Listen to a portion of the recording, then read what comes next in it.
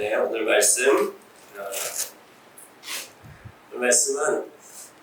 누가 의인인가, 누가 아브라함의 자손인가 라고 하는 제목으로 함께 말씀 나누겠습니다.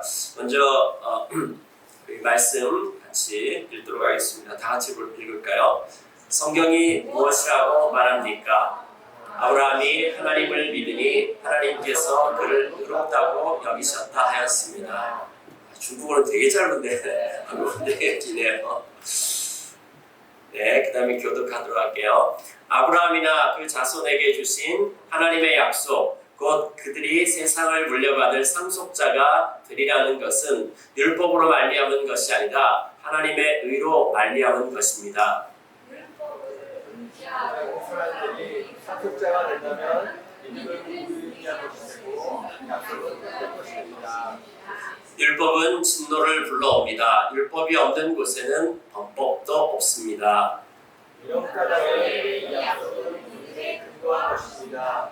그것은 하나님께서 아브라함에게 약속을 내주셔서 그것을 그의 모든 후손에게도 율법으로 사는 사람들에게만이 아니라 아브라함을 믿음으로 사는 사람들에게도 보장하실 것입니다. 아브라함은 우리 모두의 조상입니다. 아멘. 네, 우리가 로마서 말씀 같이 보고 있습니다.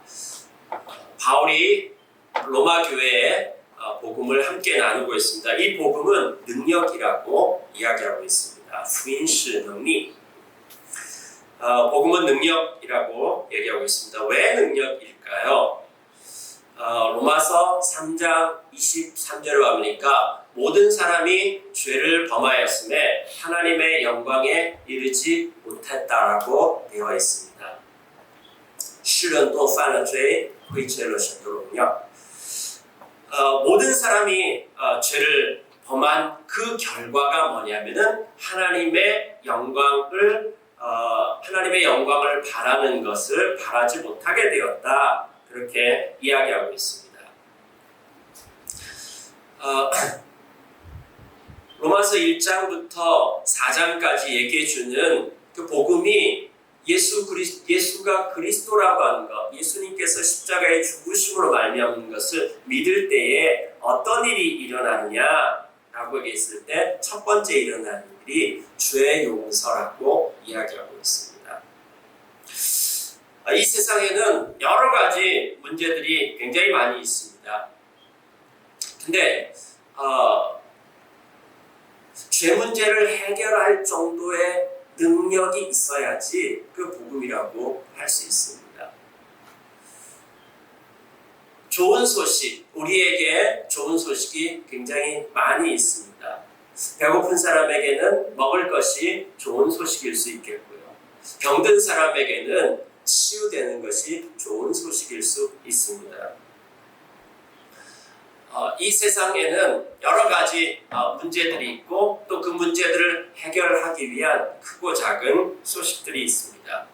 그럼에도 불구하고 인류의 이 역사 전체 통틀어서 여전히 해결되어지지 않는 한 가지 문제가 있는데 바로 죄에 대한 것입니다. 이 세상이 아무리 발전할지라도 여전히 해결되지 않는 고질적인 문제, 그것은 바로 죄에 대한 문제입니다.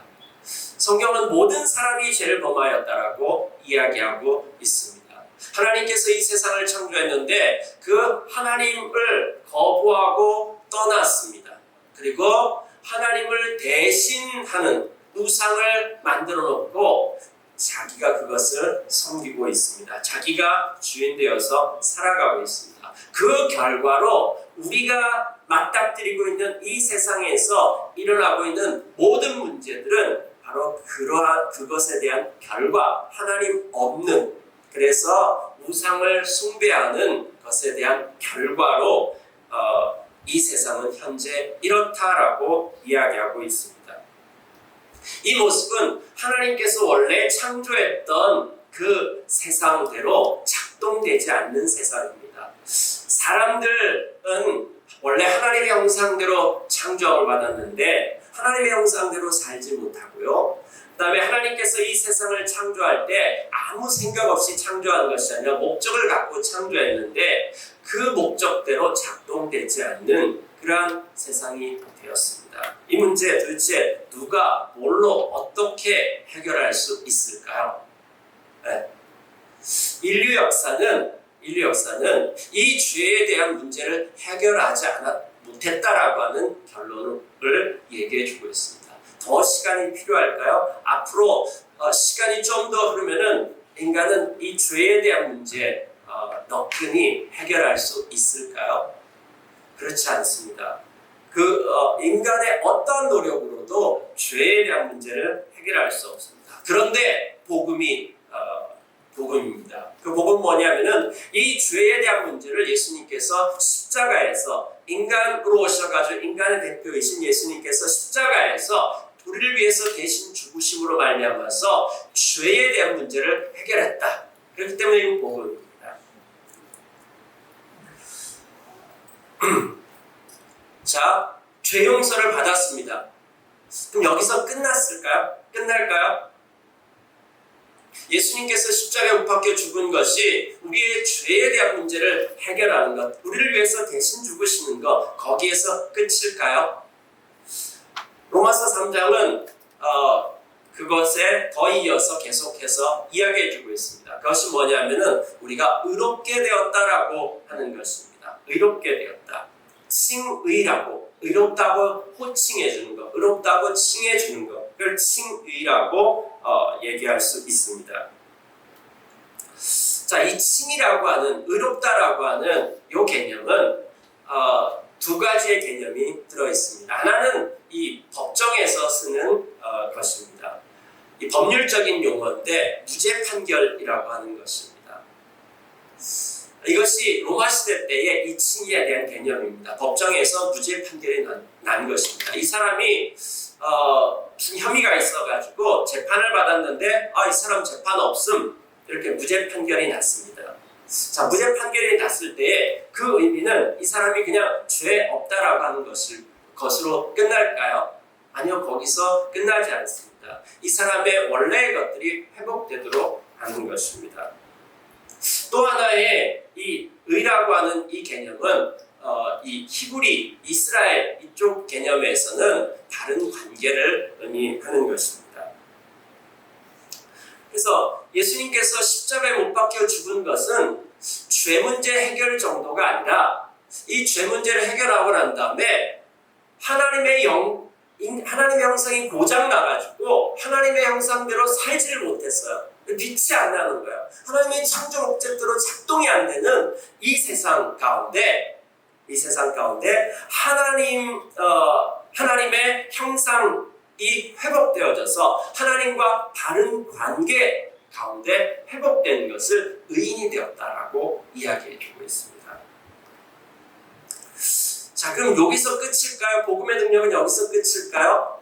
그 뒤에 4장에 가서는 아브라함의 자손이 되었다라고 이야기해주고 있습니다. 자, 복음은 우리로 하여금 죄 가운데서 죄 문제를 해결해주고 불의한 우리들을 갖다가 의롭게 만들어주고 그 다음에 또 우리를 아브라함의 자손이라고 이야기해주고 있습니다. 여러분, 아브라함의 자손 너무 뜬금없지 않습니까? 아브라함의 자손이다. 이게 무슨 말일까요? 자, 우리가 예수 믿었어요. 그러면은 예수 그리스도를 나의 주님으로 고백했을 때 죄사함 받고 하나님과 관계가 회복되었어요. 여기까지 오케이. 근데 아브라함의 자손이 되었다라고 하는 말은 무슨 말일까요? 이게 굉장히 중요한 표현입니다. 아브라함의 자손이 되었다라고 하는 말의 뜻은 하나님 나라의 상속자가 되었다라고 하는 것입니다. 우리 아까 13절에서 보았습니다. 아브라함이나 그 자손에게 주신 하나님의 약속, 곧 그들이 세상을 물려받을 상속자가 되리라고 하는 것을. 근데 상속을 받는데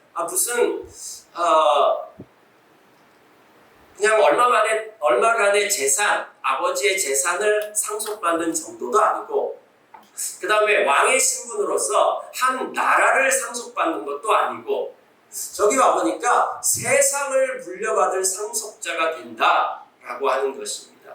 그러니까 아브라함의 자손이 된다라고 하는 것은 세상을 물려받을 상속자가 된다라고 하는 것입니다. 자, 그럼 여기에서 문제가 생기겠죠. 늘 이 상속 문제에 가서 엄청난 싸움이 일어납니다. 자, 어떤 사람들이 싸우고 있습니까? 누가 아브라함의 자손인가? 누가 의인인가? 의인 아브라함의 자손이 누군가? 자, 여기에 이제 명함을 내민 사람들이 굉장히 많습니다. 그들이 누구입니까? 유대인들입니다. 이스라엘 사람들. 네, 이들은 우리가 그 아브라함의 자손이고 우리가 상속자라고 당당하게 이야기하고 있습니다. 그 다음에 또 그리스도인들이 우리가 바로 아브라함의 자손이다라고 이야기하고 있습니다. 그 다음에 조금 후발주자가 있습니다. 그 후발주자가 누구입니까? 이슬람이죠. 이슬람이라고 하는 이 말의 뜻은 뭐냐면은 알라에게 복종한다라고 하는 뜻입니다. 그것이 바로 이슬람이고요. 무슬림은 뭐냐면은 알라에게 복종하는 사람들, 이슬람을 믿는 사람들, 그들을 무슬림이라고 얘기합니다. 남자와 여자를 다르게 얘기합니다. 남자를 무슬림이라고 얘기하고요. 여자는 무슬리마라고 그렇게 얘기합니다. 어떻든지요. 이 이슬람교도 자기가 아브라함의 자손이라고 얘기합니다. 그래서 지금 예루살렘 성전이 있던 그 자리 모슬렘 사원이 있거든요. 여기에 이스라엘은 제3의 성전을 지어야 된다. 그리고 또 이슬람 쪽에서는 거기 우리 사원이다, 거기 우리 성지다, 그걸 어떻게 내주냐 싸우고 있는 것이죠. 우리가 바로 아브라함의 자손이다 라고 이야기하고 있습니다. 자, 그러면 아브라함의 자손이 된다라고 하는 이 표지가 뭘까요? 뭘 가지고 아브라함의 자손이라고 하는 것을 주장할까요? 유대인들은 무엇을 가지고 자기들이 아브라함의 자손임을 주장하냐면요, 혈통입니다. 혈통. 그들은 할례를 굉장히 자랑스럽게 여깁니다. 자, 바로 이 할례가 아브라함의 자손인 증거다라고 이야기합니다. 혈통상으로 우리가 아브라함의 자손이다. 아브라함 99세 때 하나님께서 할례를 행하라고 얘기했습니다. 하나님의 언약을 몸에 새긴 것입니다. 그래서 태어나는 모든 아이들이 난지 8일 만에 할례를 받았습니다. 그러니까 이스라엘 사람들은 이 할례를 통해 가지고 우리가 아브라함의 자손이다라고 얘기했습니다.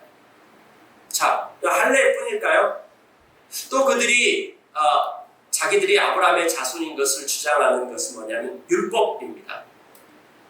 시내산에서 하나님과 이스라엘 백성이 언약을 맺고 십계명을 받았습니다. 그것이 이스라엘의 헌법인 것이죠. 그들은 율법을 가지고 있었습니다. 그 율법은 하나님의 백성으로 어떻게 살아가야 되는지에 대한 표준 지침이라고 얘기할 수 있습니다. 그들은 그것을 소유하고 있고 보존하고 있고 외우고 있고 그렇기 때문에 그들의 자랑이라고 얘기할 수 있습니다. 그 다음에 세 번째, 이들이 주장하는 건 뭐냐면은 우리는 성전이 있다. 성전은 뭐냐면요, 이 율법을 보관하는 박스가 있는 장소입니다. 하나님께서 거기에 임재하시겠다라고 약속을 했습니다. 거기는 하나님의 궁전입니다. 하나님이 그들의 왕이 되셔가지고 그들과 함께 하시겠다라고 하는 것입니다. 그래서 우리는 성전이 있다. 네 번째, 그들은 하나님께서 아브라함에게 약속하신 땅을 약속했거든요. 그래서 그 땅으로 들어갔다라고 하는 것입니다. 이 가나안 땅, 이 하나님께서 우리에게 주신 땅이다. 그 다음에 그들은 메시아를 기다리고 있습니다. 이와 같은 것들이 유대인들의 자랑거리고 이 증거를 가지고서 우리가 아브라함의 자손이다라고 이야기를 하고 있습니다. 이슬람도 비슷합니다. 어떻든지 간에 이들이 주장하는 것은 혈통, 율법 이와 같은 것을 가지고서 아브라함의 자손이라고 하면은 그 상속은 당연히 우리가 받아야 될 것이라고 이야기하고 있습니다. 근데 거기에 찬물을 끼얹는 사람이 한 명 생긴 것입니다. 그게 바로 바울입니다. 바울이 딴지를 걸고 있습니다. 아니다. 그것이 바로 로마서 4장이 이야기해주고 있는 것입니다. 자, 그러면은 아브라함은 도대체 어떻게 이 모든 것의 조상이 되었을까요? 그것을 확인해 보면 되지 않겠습니까?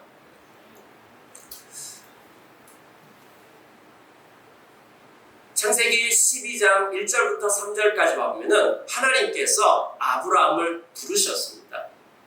근데 하나님께서 아브라함을 부를 때에 뭔 기준으로 불렀을까요? 혈통의 기준으로 불렀을까요? 할례의 기준으로 불렀을까요? 아니요.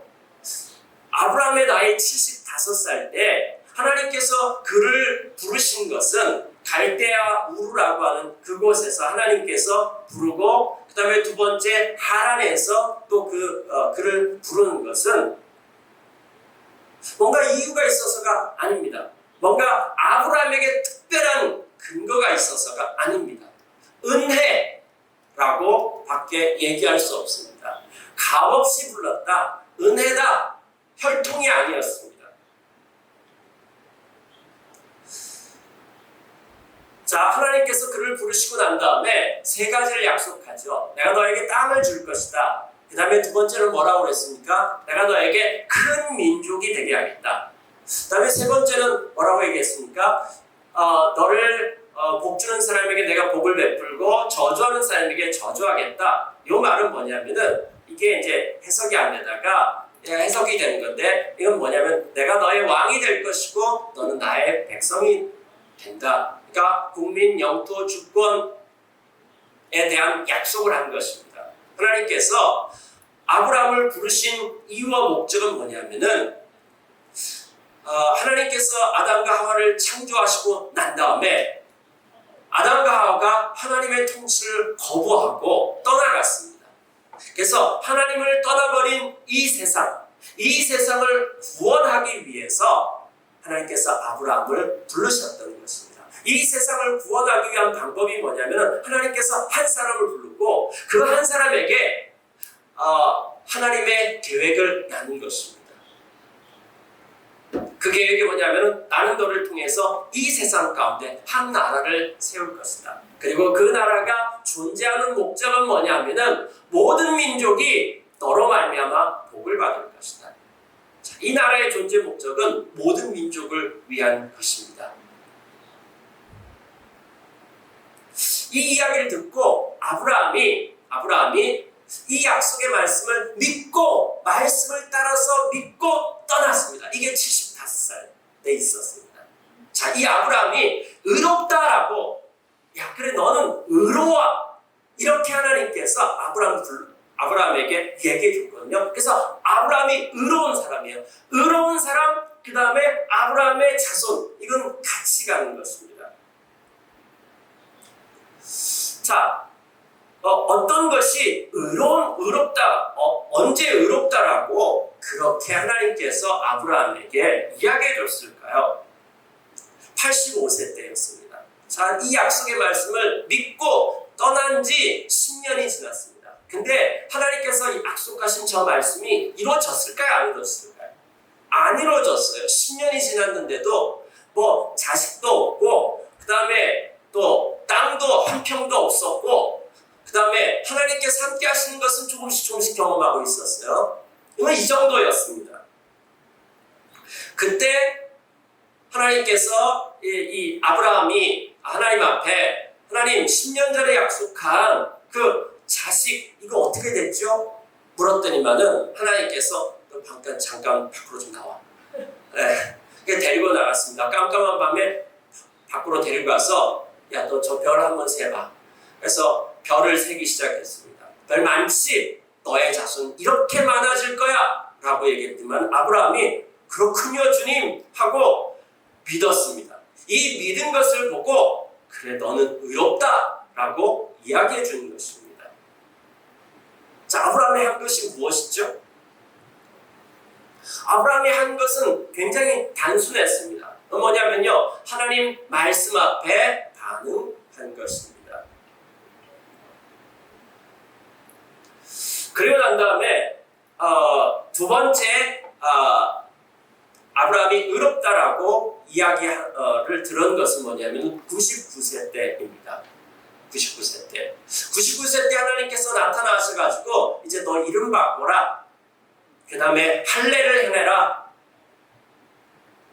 자, 99세 때는 이 로마서 4장에 보면은 이제 자기 몸이 더 이상 마치 죽은 것과 같았다라고 이야기하고 있습니다. 아내는 벌써 10몇 년 전에 벌써 생리가 끝이 나가지고 자식을 낳을 수 없는 상태였습니다. 마치 죽은 것 같고 더 이상 자식을 낳을 수 없는 어떠한 소망을 가질 수 없는 그러한 상태였습니다. 근데 그때 하나님께서 뭐라고 하냐면은 너 이름 바꿔. 이름이 뭐냐면 아브라함에서 아브라함으로 바꿨어요. 아브라함은 존귀한 아버지인데 아브라함은 열방의 아버지래요. 아니 한 명의 아버지도 안 되는데 모든 민족의 아버지로 바꾸래요. 예. 그 다음에요 또 할례를 받으래요. 자 이제부터 태어나는 모든 아이들은 네 힘으로 태어난 거 아니지 내 힘으로 태어난 거야. 꼭 기억해도 요거를 표시해 주는 것이 할례였습니다. 그리고 난 다음에 하신 말씀 뭐냐면은 내년에 너는 아들이 있을 거야. 내년에 너는 아들이 있을 거야. 그때 아브라함하고 아브라함의 아내가 반응한 건 뭐냐면 웃었어요. 웃었더니만 하나님께서 뭐라고 얘기냐면은 너 웃었어? 자, 내년에 태어날 아이 이름은 웃음이야. 굉장히 하나님께서 개그를 하신 거죠. 응?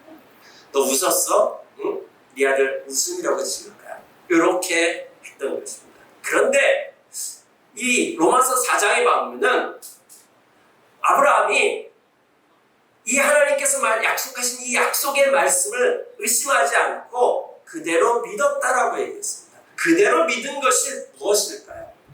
동침하는 것입니다. 절대 가능성 없고 이건 일어나지 않을 것이라고 얘기했으면 반응하지 않고 행동하지 않았을 것입니다. 그들은 그 일이 일어나지 않고 하나님 이스마엘이나마 좀 잘해주세요. 그냥 이렇게 얘기했는데 하나님 말씀 듣고 또 반응했습니다. 그 다음에 100세 때 이제 아들이 태어났고요. 근데 또 115세 때 이 아들 바치래네요. 네.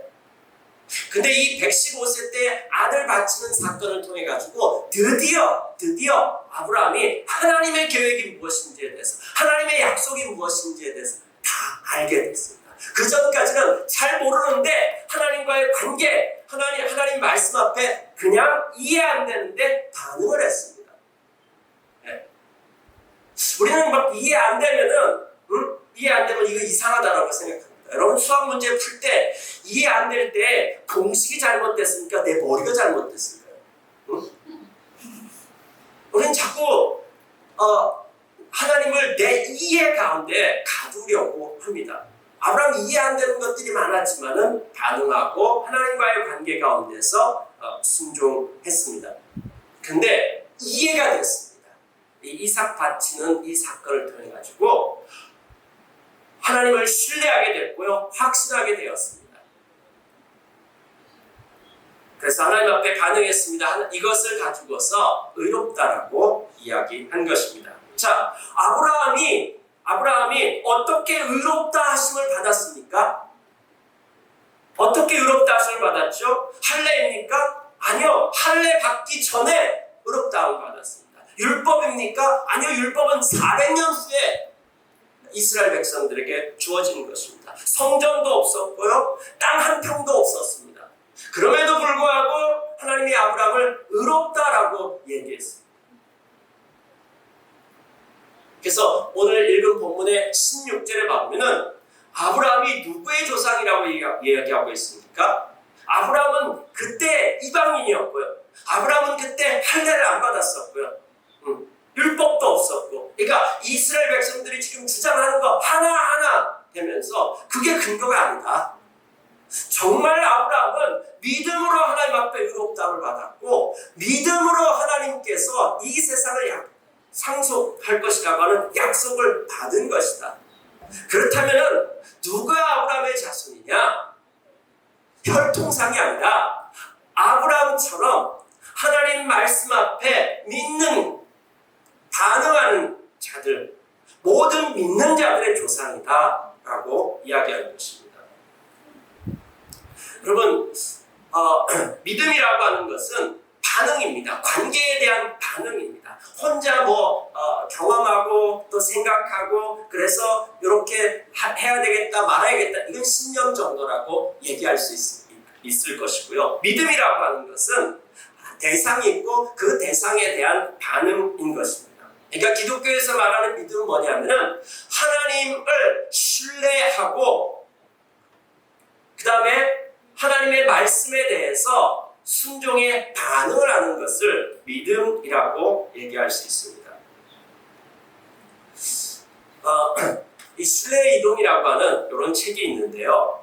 이 책에서 얘기하는 건 뭐냐면은 사람들이 불신하는 것이 아니라 신뢰하는 것이, 믿는 것이 계속해서 이동하고 있을 뿐이다. 그런 얘기입니다. 레이첼 보치먼이라고 하는 여성이 쓴 책인데요. 신뢰의 측면을 봤을 때 인류 역사 가운데 한 3번 정도가 큰 변화가 있었다라고 얘기하고 있습니다. 첫 번째는 뭐냐면은 첫 번째 시대는 지역적인 신뢰의 시대라고 얘기합니다. 그러니까 예전에는 어떤 사람을 신뢰하고 믿습니까? 지역적으로 뭐 이동이라든지 이런 것들이 그렇게 많지 않았잖아요. 그러니까 늘 같은 지역에 있기 때문에 관계권 안에 있는 사람들, 그 사람들의 말을 믿고 따르고 신뢰하고 그랬다라고 하는 것이죠. 그러니까 가족, 친구들, 그 다음에 그 마을 안에 있는 사람 가운데서 뭔가 그 높은 위치에 있는 사람들, 이런 사람들이 신뢰의 대상이었고 관계적인 그런 신뢰였다라고 얘기할 수 있습니다. 그 다음에 두 번째는 뭐냐면은 이게 이제 지역적으로 이동이 없었을 텐데 이제 역사가 발전해 나가면서 사람들이 이동하고 산업화가 일어나고 이와 같은 것들이 일어나면서 신뢰가 어디로 이동했냐면요, 계약, 법정, 상표 이런 것들로 이제 이동이 되어져 간 것이죠. 어떤 기관, 제도, 사람이 아니라 어떤 기관, 제도, 뭔가 신뢰할 수 있는 중간에 어떤 사람들이 있는 그들을 신뢰하는 것으로 바뀌어 간 것이죠. 그 중간에 있는 사람들이 누구입니까? 전문가, 엘리트, 정부, 이와 같은 사람들인 거죠. 그들을 신뢰하는 것, 기관. 그러니까 제품을 살 때도 뭘 보고 삽니까? 이게 어느 상표고 어느 기업에서 만들었느냐 뭐 이런 것들을 보는 것이죠. 그 다음에 문제가 생겼을 때 중재자를 누구를 둡니까? 법이라든지. 그래서 이 정부를 신뢰하고 법을 신뢰하고 검찰을 신뢰하고, 그런데 이런 신뢰들이 다 깨져버립니다. 정부에서 돈 있는 사람들을, 그러니까 돈 있으면은 무죄예요. 돈 없으면 죄를 뒤집어 쓰고 뭐 이와 같은 불평등과 불균형과 이와 같은 것들이 막 일어나요. 법을 제대로 집행해야 될 검찰들이 제대로 이것을 집행하지 않는 이와 같은 일들이 일어나면서 신뢰가 떨어지게 되었습니다. 그래서 더 이상 이들에 대한 신뢰도가 그렇게 예전처럼 깊지 않습니다. 신뢰도가 굉장히 떨어진 시대입니다. 세 번째는 분산적인 신뢰의 시대. 그것이 지금 우리가 사는 이 시대라고 얘기합니다. 그 뭐냐면요. 이 신뢰에 대한 것들이 많이 분산이 되어졌습니다. 어떻게 분산되었냐면요. 플랫폼이라고 하는 것을 통해 가지고 개인들이 경험하는 것들, 예. 그래서 굉장히 낯선 사람들을 신뢰하는 것입니다. 플랫폼 안에 리뷰를 써놓는다든지 별점을 붙여놓는 것이죠. 그래서 우리가 식당 어디 갈 때 오늘 어디 가지? 거기 맛있는 게 뭐지? 그럼 빨리 찾아봐. 거기 별점 몇 개야? 5개면은 여기 갈만해. 근데 1개야. 그럼 거기 가면 안 되겠네. 이 별점에 목숨 걸어야 되는 것이죠. 그 다음에 무슨 에어비앤비 이런 것을 통해 가지고 낯선 사람의 집에 가서 자기도 하고 낯선 사람의 차를 같이 타기도 하고, 네. 그건 뭐냐면은 플랫폼에 대한 신뢰인 것이죠. 여러분 이 이야기 한번 들어보세요. 신뢰하세요. 저희를 신뢰하고 시장을 신뢰하고 청년들을 신뢰하세요. 새로운 기술을 신뢰하세요. 세계는 나날이 투명해지고 있습니다. 반드시 신뢰를 얻어야 합니다. 신뢰하면 모든 것이 단순해집니다. 신뢰하지 않으면 모든 것이 복잡해집니다. 누가 한 말인지 아세요? 마윈이 한 말입니다. 1900이 아니라 2014년 9월에 마윈이 한 말입니다. 네. 아주 선구자였죠. 그래서 플랫폼을 신뢰하도록 이 낯선 사람들이 이 플랫폼을 통해 가지고 서로 간에 신뢰가 되도록 그렇게 만들어 놓은 것입니다. 그것이 바로 이 시대인 것입니다. 그럼 이 플랫폼은 완전할까요? 안전할까요? 여기 안에 여러 가지 알고리즘이 작동하고 있잖아요. 이 알고리즘이 우리를 어떻게 교묘하게 이끌어가고 있는지, 그리고 이 플랫폼 신뢰에 있어서 막 별점 테러라든지 무슨 별점 거지라든지 별의별 용어들이 별점 갑질이라든지 이거를 엄청나게 영향을 미치고 있는데 여기에 나오는 문제점들이 또 있기 시작합니다. 여러분, 이 신뢰에 대한 것들이 막 이동하고 있습니다. 근데 우리가 어디에다 신뢰를 둬야 될 것인가? 믿음이라고 하는 것은 신뢰한다라고 하는 것이고, 의인이라고 하는 말은 하나님의 약속에 대해서 신뢰하는 사람들인 것입니다. 하나님의 약속을 믿는 자들이라고 하는 것이 바로 의인인 것입니다. 하나님과의 다른 관계 가운데 있는데 인간의 다른 모습은 하나님께서 인간을 창조하셨기 때문에 하나님을 신뢰하고 하나님을 의존하고 하는 것, 이것이 인간의 다른 모습입니다. 인간의 모든 출발점, 이게 도무지 흔들리지 않는 나의 신뢰의 근거가 된다. 그럼 막 땅이 흔들린다. 며칠 전에 막 지진이 일어났는데 지진이 일어나면 어떻습니까? 그 불안해서 어떻게 합니까? 우리가 신뢰하는 이 모든 것들 계속해서 흔들리고 있습니다. 그건 영원한 것들이 아닙니다. 여러분들은 어디에 리액션하고 있습니까? 믿음은 반응인데요. 뭐에 대해서 반응하고 있습니까? 우리는 뭔가 신뢰를 계속해서 이동하면서 어디에 반응할까를 찾고 있습니다. 돈에 대해서 반응하기도 하고요. 감정과 경험과 즐거움, 우리 사람 안에 있는 이 욕망의 알고리즘, 그 앞에서 우리는 계속해서 리액션을 하고 있습니다. 여러분, 의인이 됐다라고 하는 것은 어떤 말이냐면 하나님 말씀 앞에 리액션하는 사람입니다. 아브라함, 그런 환경에 리액션하지 않았어요. 아브라함은 자기의 신체 상태에 대해서 리액션하지 않았어요. 이해가 안 되기도 했지만은 아브라함은 끊임없이 도무지 불가능한 가운데서도 하나님을 신뢰하고 하나님의 말씀 앞에 리액션했다라고 하는 것입니다. 아브라함은 뭔가 대단하지 않았습니다. 맨 처음에 떠날 때도 그렇고 이거에 대해서 하나님의 말씀에 대해서 이해한 것은 40년 뒤였습니다. 그러나 하나님 말씀하는 것 앞에서 단순하게 그가 할 수 있는 반응을 한 것입니다. 그렇게 하나님을 신뢰하고 반응하기 시작하자 이게 점점 더 이해되기 시작했고요. 하나님 앞에 리액션하는 사람이 되었습니다. 이들이 바로 이렇게 하는 자들이 아브라함의 자손인 것입니다. 자, 두 번째는 이 복음으로 하면 우리가 의롭게 되었고 아브라함의 자손이 되었다라고 얘기했는데, 첫 번째가 이제 믿음으로 사는 사람들이고, 그 다음에 두 번째 이 아브라함의 자손들이 그렇게 의로운 삶을 살아 하나님 말씀 앞에 계속해서 리액션하고 다른 것 상황과 어떤 환경을 보지 않고 말씀 앞에 리액션 하는데, 자, 그게 무슨 의미가 있을까 하는 것이죠. 이거 어느 강인 줄 아세요? 중국에 황하강이 있죠. 황하강을 무친강이라고 얘기하죠. 모친, 어머니 강이라고 얘기합니다. 제가 중국에 있을 때 저희 이름을 장장이라고 얘기했고 저희 아내 이름을 황허라고 얘기했습니다. 그때만은 별로 사람들이 안 좋아하는 것 같더래요. 제가 장장이라고 하는 건 뭐 그렇게 얘기했는데 우리 아내가 제 이름은 황허입니다. 그때만은 무슨 자기가 무친강이야, 모친 어머니 강이야, 뭐 이렇게 한 것이죠. 자, 왜 어머니 강일까요? 5,464km의 어마어마한 길이를 가지고 있습니다.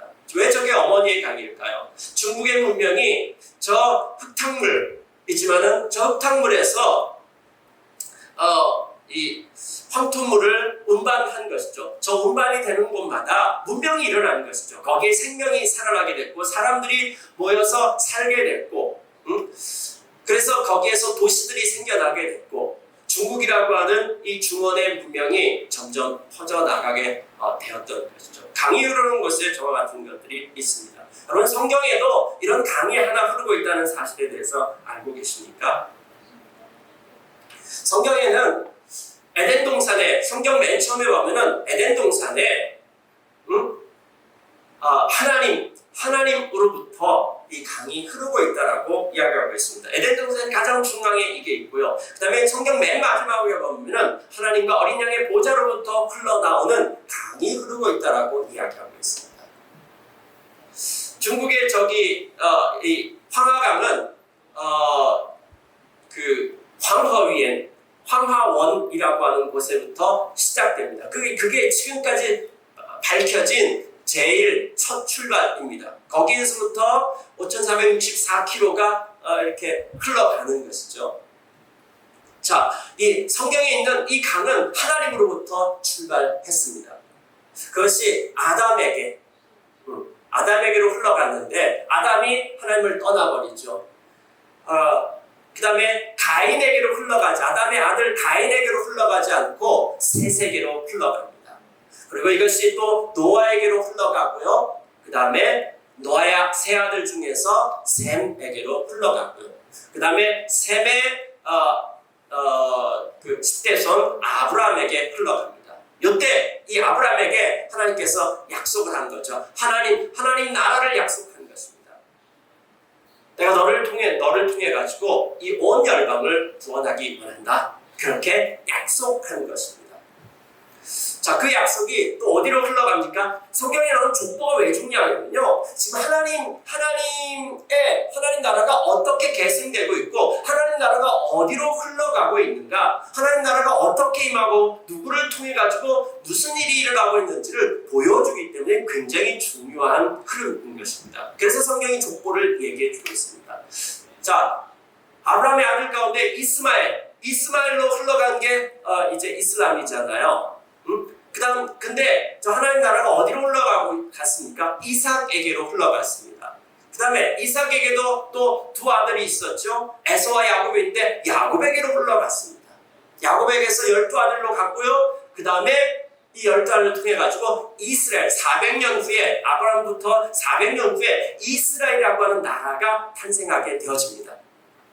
이스라엘이라는 나라가 탄생되어지는데 이것은 하나님께서 아브라함에게 한 약속의 첫 출발인 것이죠. 하나님이 아브라함에 약속한 땅이 가나안 땅을 주겠다. 그 다음에 또 많은 민족이 될 것이라고 했는데 한 민족인 것이죠. 예, 이렇게 시작이 된 것입니다. 그것이 바로 이스라엘이라고 하는 이 나라였습니다. 근데 이 이스라엘에게도 아브라함에게 했던 약속의 반복인 것입니다.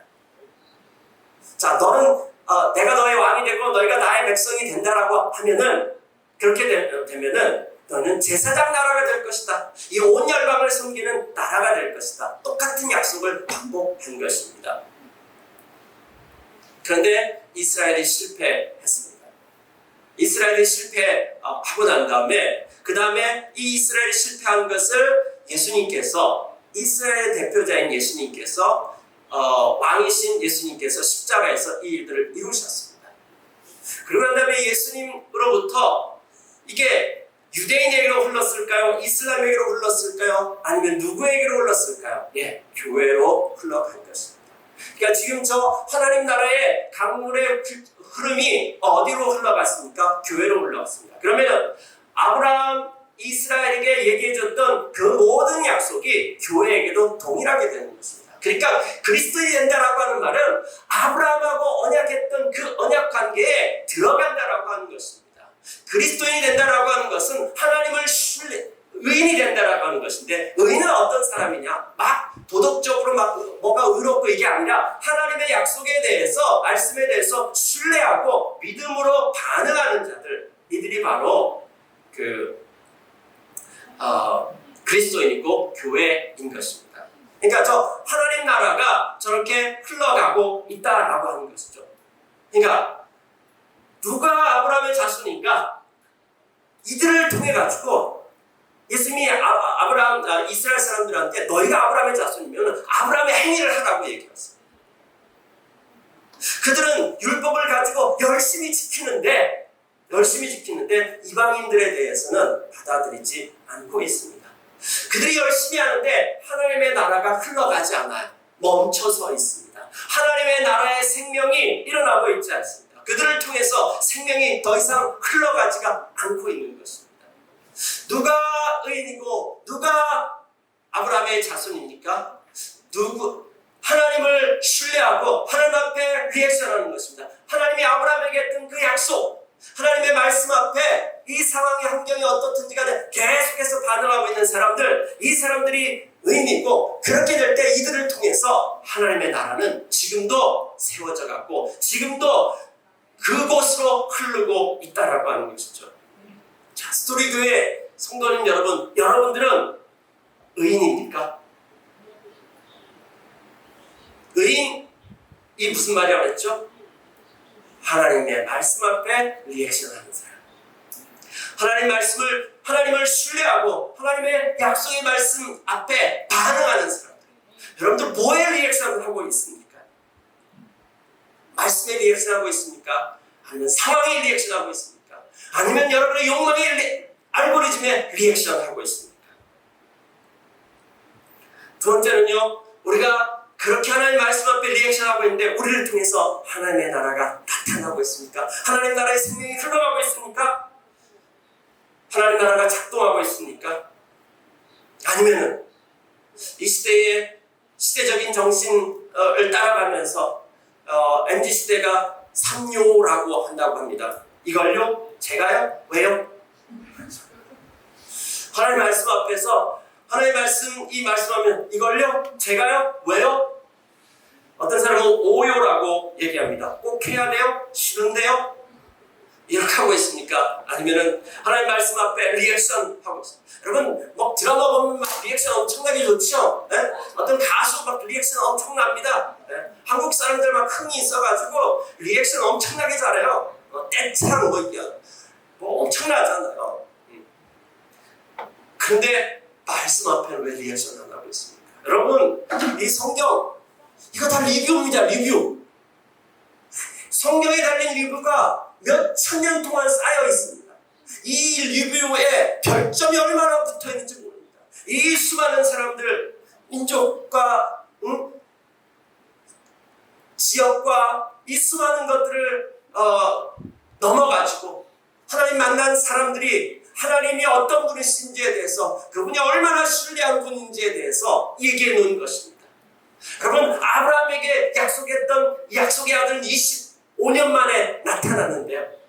근데 약속의 아들, 많은 민족, 아브라함의 자손이 많은 민족이라고 한 것은 2000년 걸렸습니다. 아니요, 4000년 걸렸습니다.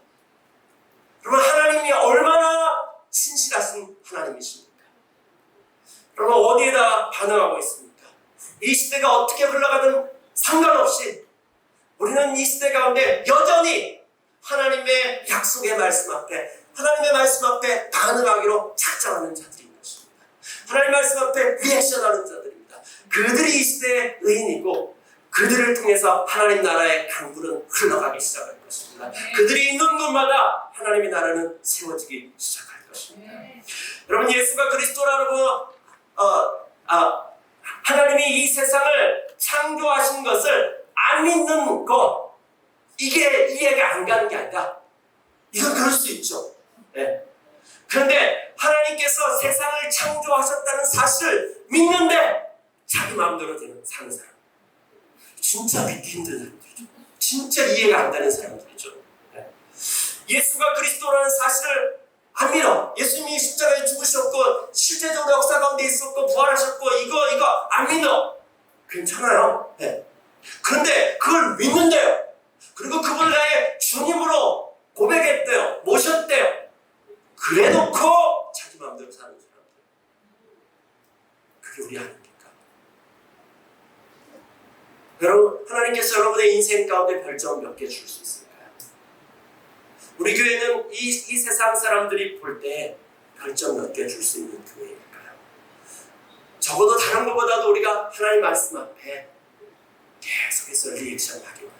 성공하느냐 아니냐, 그게 중요한 것이 아니라 하나님의 약속하신 말씀 앞에 계속해서 리액션할 때 우리를 통해서 하나님 나라가 흘러가기 시작할 것입니다. 함께 기도하시겠습니다.